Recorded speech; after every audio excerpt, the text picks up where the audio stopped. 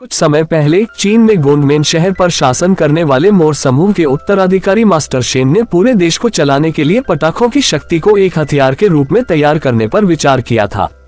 जब उसे अदालत के बकरी दृष्टा से पता चला कि काले और सफेद रंग का एक लड़ाकू एक दिन उसे हरा देगा, तो शेन को उम्मीद थी कि वह राक्षस पांडा की ओर इशारा कर रही थी और भविष्यवाणी को गलत साबित करने के लिए उसने सारे पांडा गांव को मार डाला।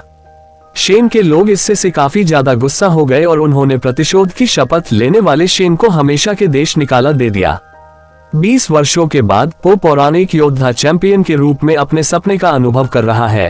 अपने साथियों और व्यक्तिगत कुंग फू के इंसेंस्ट 5 के साथ घाटी की रक्षा कर रहा है। हालांकि मास्टर शिफू ने बताया है कि वह अभी भी आंतरिक शांति हासिल नहीं कर पा रहा है।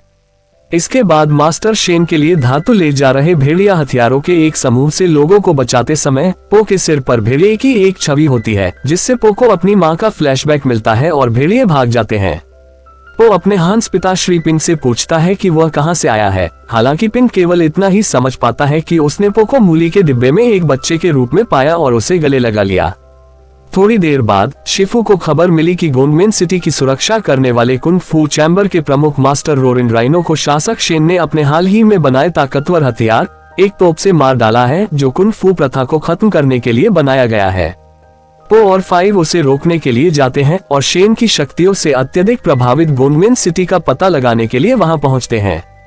किंवदंतियां 2 हिरासत में लिए गए बोर्ड व्यक्तियों बॉस रेजिंग बुल और क्रोक को ढूंढती है और अनुरोध करती है कि वे शहर को मुक्त कराने में सहायता करें।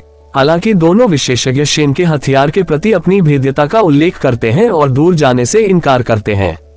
फिर पो और 5 को भेड़िए का सरदार मिल जाता है। वे शेन को परेशान करने से रोकने के लिए उसका पीछा करते हैं ताकि पकड़ा जा सके। शेन के सामने उसके शिखर पर लाए जाने के बाद पो और 5 ने खुद को मुक्त कर लिया और शेन की बंदूक को नष्ट कर दिया।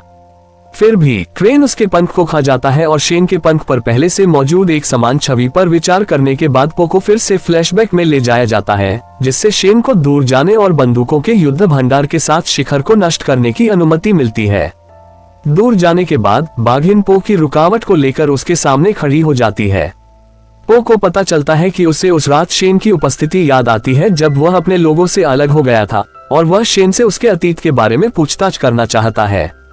बाघिन कितनी भी दयालु क्यों न हो, अपनी भलाई के लिए उसे पीछे रहने का आदेश देती है। पो किसी भी स्थिति में शेन के खिलाफ जाने के लिए शेन के बंदूक प्रसंस्करण संयंत्र में घुस जाता है और उत्पादन लाइन को नष्ट करने के 5 के प्रयासों को अनजाने में विफल कर देता है।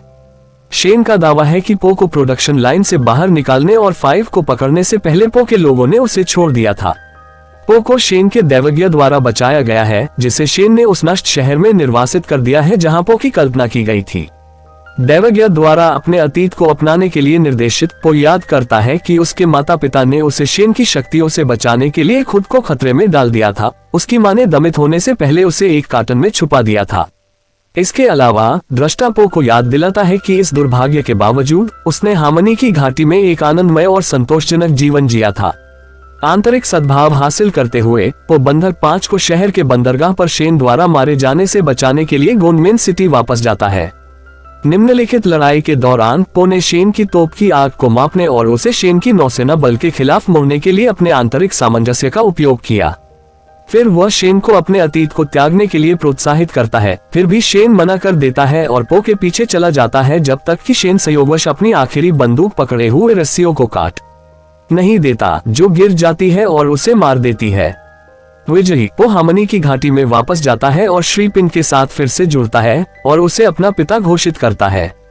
इसके साथ ही पो के जैविक पिता को प्रतिष्ठित पांडा के कब्जे वाले एक गुप्त शहर में रहते हुए दिखाया गया है। उसी तरह ये पता लगाना भी जीवित है कि उसका बच्चा है।